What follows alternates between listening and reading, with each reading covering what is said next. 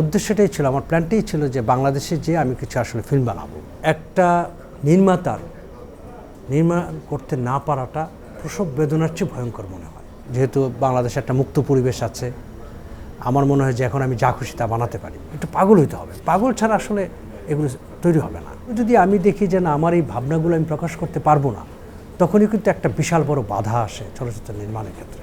আমি খুব কুইকলি শুরু করব, খুব দ্রুত আমি আসলে আমার ফিল্মগুলো শুরু করতে চাই। এয়ারপোর্ট থেকে বেরিয়ে এই কী বলা যায়, ফ্লাইওভার আর ফ্লাইওভারের উপরে যানজটে পড়ে থাকলাম 3 ঘন্টা। সো এই যে ব্যাপারগুলো, তো ভালোই পরিবর্তন হয়েছে দেশের, অনেক পরিবর্তন। 9টা বছর, 8 বছর অলমোস্ট, 8 বছর দীর্ঘ সময়। তো দীর্ঘ সময়ে একটা পরিবর্তন তো আসছেই। যাওয়া অসুবিধা, আসলে আমি তো কাজ করি যেহেতু ইংল্যান্ডে, সুতরাং আমাকে তো ওখানেই থাকতে হবে, পরিবার ওখানে, এখন সবাই ওখানেই থাকে। সুতরাং পরিকল্পনা আছে। যেহেতু আমি আসলে টেলিভিশনের মানুষ, ফিল্ম জগতের মানুষ, পড়াশোনাও করেছি ফিল্মের উপরে, তা আমার মেইন উদ্দেশ্যটাই ছিল, আমার প্ল্যানটাই ছিল যে বাংলাদেশে যে আমি কিছু আসলে ফিল্ম বানাবো। যে কারণে আমার দীর্ঘদিন ধরেই এটা আমার পরিকল্পনা।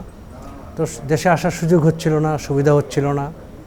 তা এখন যেহেতু বাংলাদেশে একটা মুক্ত পরিবেশ আছে, আমার মনে হয় যে এখন আমি যা খুশি তা বানাতে পারি। এই যে একটা বিষয় যে আমি যা ভাববো সেটা বানাতে পারবো, এটা আমাকে একটু অনেক বেশি অনুপ্রাণিত করছে এখন। দেখুন, একটা বিষয় হচ্ছে ফিল্মের বিষয়টাকে, ফিল্মে যখন আমি বলি যে, আমরা প্রথমে বলি যে আমার গল্প, তা আমি গল্পের চিন্তা করি আমি মুক্তভাবে। তো গল্পের মুক্ত চিন্তাটাই যদি আমি না করতে পারি, তো আমি ফিল্ম বানাবো কীভাবে? এটা যে যুগই হোক, যে আমলই হোক, যে কোনো সময়ই হোক।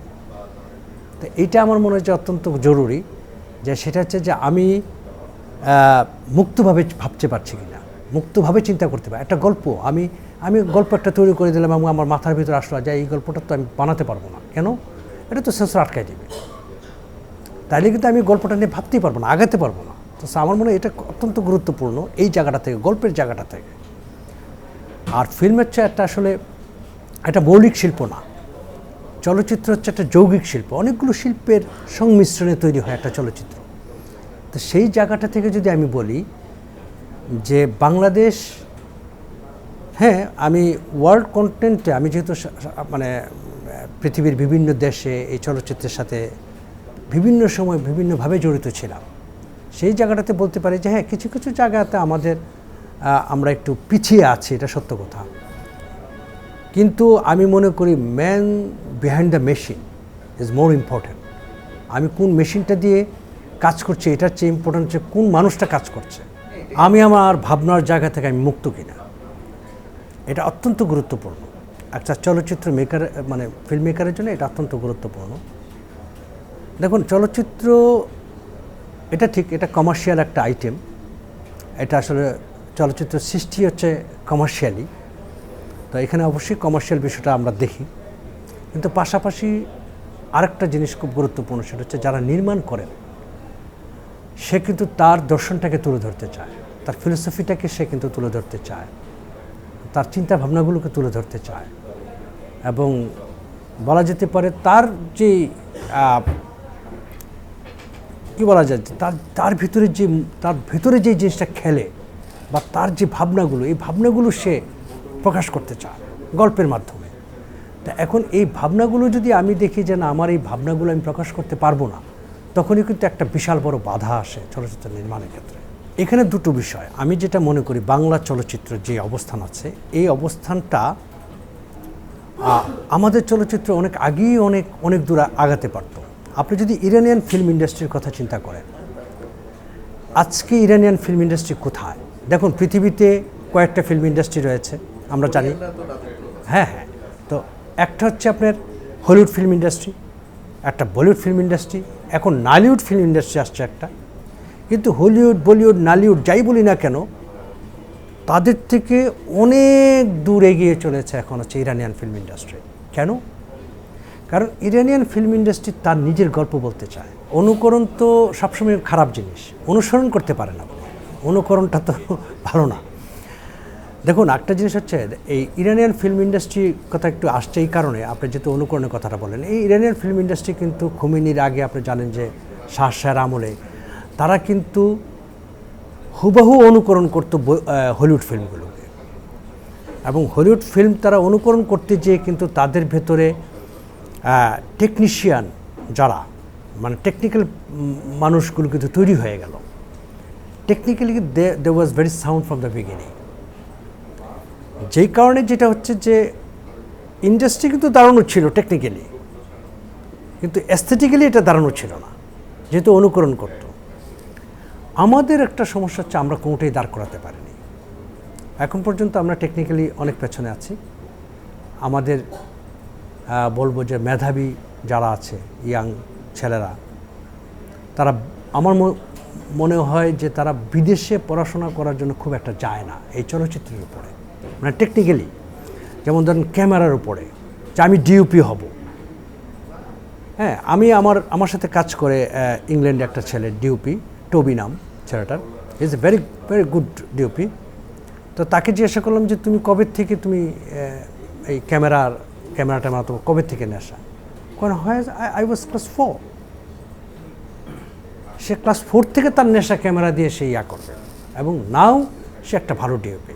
তো এই নেশাটা থাকতে হবে, একটু পাগল হইতে হবে, পাগল ছাড়া আসলে এগুলো তৈরি হবে না। অন্য সেন্সে যদি বলি, পাগল ছাড়া কোনো কিছু সৃষ্টি হয় না। তো পাগলামিটা যদি না থাকে যে আমি শিখবই, আমি জানবই, আমি কাজটা করবই না, এটা দেখুন, তারকা খ্যাতিটা কে না চায়? তারকা খ্যাতি চাওয়াটা কিন্তু অন্যায় না। অন্যায় হচ্ছে যে কাজটা না শেখা। অভিনয়ের ক্ষেত্রে ধরেন আমি একটা তারকা তো নর্মালি যারা ক্যামেরার সামনে থাকে তারাই বেশি তারকা হয়, ক্যামেরার পেছন লোক তো তারকা হয় না, বা তাদের তারকা হওয়ার এত প্রবণতাও থাকে না। মাঝে মাঝে আপনাদের মতো মানুষরা তাদেরকে তারকা বানায় ফেলে। কিন্তু যেটা হচ্ছে যে যারা ক্যামেরার সামনে যায় তাদের একটা তারকা হওয়ার সম্ভাবনা সবচেয়ে বেশি থাকে অটোমেটিক্যালি। পাশাপাশি হচ্ছে তাদেরও এই প্রবণতাটাও বেশি থাকে। বাইরে যেটা হয়, তারা তারকা হতে চায় কিন্তু কাজটাও শিখতে চায়। তারা কাজের জায়গাটাতে তারা কোনো কম্প্রোমাইজ করতে চায় না। যেমন একজন অভিনেতা, সে একটা অভিনয়, সে প্রথমে তার যে ক্যারেক্টার, যে truth of the character, dynamic of the character, এইগুলো মানে রিদম অফ দ্য ক্যারেক্টার্স, ঠিক আছে, এগুলো ঠিক আছে কিনা এটা সে সবচেয়ে বেশি প্রাধান্য দিচ্ছে তার কাজের ক্ষেত্রে। এবং সেই ক্ষেত্রে সে কিন্তু কাজটা অনবরত শিখতে চায়, অনবরত সে তাকে ভেঙে ফেলছে, পরিবর্তন করছে। হ্যাঁ, সে একটা ক্যারেক্টার থেকে আরেকটা ক্যারেক্টারে ঢুকে যাচ্ছে। সো এই যে কাজটা সে প্রতিদিন করছে, প্রতিদিন সে নিজেকে গড়ছে, প্রতিদিন সে নিজেকে ভাঙছে, এই ভাঙচুরের মাধ্যমে কিন্তু সে একটা সঠিক শিল্পী হয়ে গড়ে উঠছে। পাশাপাশি সে তারকা খ্যাতি পাচ্ছে। একটা অভিনেত্রী প্রথমে ধরেন সে তার পড়াশোনা স্কুল থেকে সে শুরু করে, একদম মানে প্রাইমারি স্কুল না। আমি সত্যি কথা, when I started I don't know anything, I have a zero knowledge। আমার ভীষণ ছিল, আমার স্বপ্ন ছিল, আমি চোখ বন্ধ করে দেখতে পারতাম যে কীভাবে আমি জিনিসটা চাচ্ছি, আমি ওটি তুলে ধরার চেষ্টা করছি। আমার এডিটিং নলেজ নাই, আমার কোনো মানে শর্ট ডিভিশনের নলেজ নাই, কিন্তু আমি দেখতে পারতাম যে এটা এখান থেকে আমি চলে যাব ওইখানে। আমার দেখার ভিতরে ছিল গ্রামার, এটা আমার মাথার ভিতরে ছিল, আমার দেখা, আমার স্বপ্নের ভিতরে এই গ্রামারটা ছিল, কিন্তু আমি জানি না এটার নামটা কি, এটার টার্মসটা কি, এগুলো আমি জানি। সো আই স্টার্টেড এইভাবে আমার ক্যারিয়ার শুরু আসলে এই মিউজিক ভিডিও দিয়েই। তারপরে এই মিউজিক ভিডিও দেখেই আসলে সাইমন রিং আমাকে টিভিতে নিয়ে নিল। মানে সত্যি কথা বলতে আমার টেরেস্ট্রিয়াল নামটাই আমি প্রথম শুনছি, আমার লাইফে প্রথম শুনলাম টেরেস্ট্রিয়াল বলতে একটা শব্দ আছে, কারণ আমি ক্যামেরা চিনছি কয়েকদিন আগে, তা আমি টেরেস্ট্রিয়াল চিনব কোত্থেকে? তো বললো যে টেরেস্ট্রিয়াল চ্যানেল। তো আমি বললাম যে আসলে আমার একটু পার্থক্য, বললো সরি আমি মানে বিষয়টা বুঝতে পারছি না, আমরা তো চ্যানেল দেখি, আবার এই টেরেস্ট্রিয়ালটা কী? তখন বললো এগুলো স্যাটেলাইট চ্যানেল। আর তখন বললো যে বাংলাদেশ টেলিভিশন যেটা, এটা হচ্ছে টেরেস্ট্রিয়াল, এটা স্যাটেলাইট লাগে না। তো সে আমাকে টোটাল বিষয়টা বোঝালো, আমরা স্যাটেলাইটও থাকবো, বাট আমাদের মূল হচ্ছে ট্রান্সমিশনটা হচ্ছে টেরেস্ট্রিয়াল।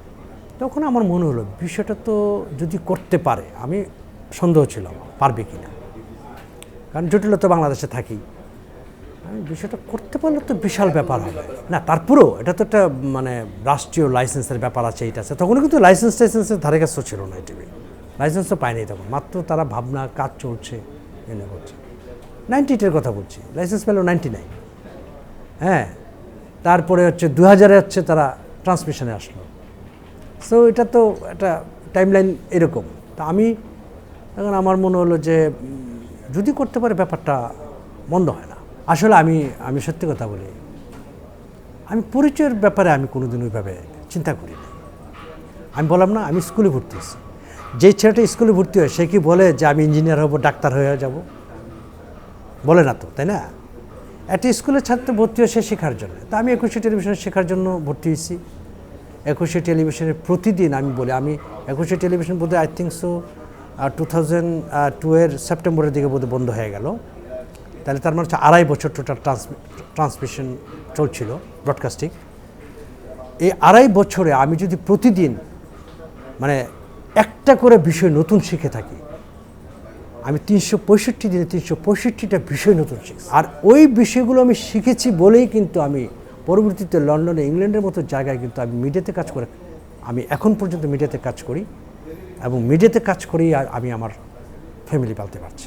আমি খুব কুইকলি শুরু করব, খুব দ্রুত আমি আসলে আমার ফিল্মগুলো শুরু করতে চাই, কারণ গত 15-20 বছরের ভাবনা খুব বাইট করছে ব্রেনে, প্রসব বেদনার মতো বিষয়টা। আমি মাঝে মাঝে এটা আমাকে মনে হয় প্রসব বেদনার চেয়ে আরও ভয়ঙ্কর। আমি জানি না প্রসব বেদনা একটা মা বলতে পারবে যে প্রসব বেদনা কতটা ভয়ঙ্কর। আমার কাছে একটা নির্মাতার নির্মাণ করতে না পারাটা প্রসব বেদনার চেয়ে ভয়ঙ্কর মনে হয়। এটা খুব ডিস্টার্ব করে লাইফে প্রতিটা জায়গায়, এবং আমার কাছে মনে হয় না, আমি ইমোশনাল হয়ে যাচ্ছি বিষয়টাতে। আমি আসতে পারিনি বাংলাদেশে অনেকদিন, দীর্ঘদিন আসা হয় নাই। বাংলাদেশে আমার মাটি, আমার গন্ধ, বাংলাদেশের বাতাস, আকাশ বাতাস, ধুলা বালি, রিক্সার টিংটাং শব্দ, আমি স্বপ্ন দেখি লন্ডনের হোয়াইট চ্যাপেল থেকে রিক্সা করে অন্যদিকে যাচ্ছি, স্বপ্নই দেখি আমি এটা। আমি প্রায়ই আমার এই ধরনের স্বপ্ন দেখি। অথচ একটা ইংল্যান্ডে একটা থাকে মানুষ রিক্সা করে যাচ্ছে হোয়াইট চ্যাপেল থেকে অন্য কোথাও, এটা স্বপ্নই দেখার কথা না, আমি দেখি।